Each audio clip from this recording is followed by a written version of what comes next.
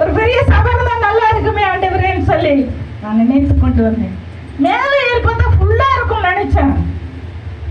சின்ன இடமா இருக்கிறத பார்க்கும்போது எனக்கு மிகவும் வேதனையாக இருந்தது. தேவனுடைய பிள்ளைகள் தொழுது கொள்வதற்கு, தேவனுடைய பிள்ளைகள் தேவனை ஆராதிப்பதற்கு, தேவனிடத்தில் வந்து ஜெபிப்பதற்கு இவ்வளவு சின்ன இடமா இருக்கு. இடம் தான் சின்னது, நான் வணங்குற தெய்வம் முக்கியமல்ல. நம்முடைய இருதயம், நீங்களே தேவனுடைய ஆலயம். நம்ம தாங்க ஆலயம்.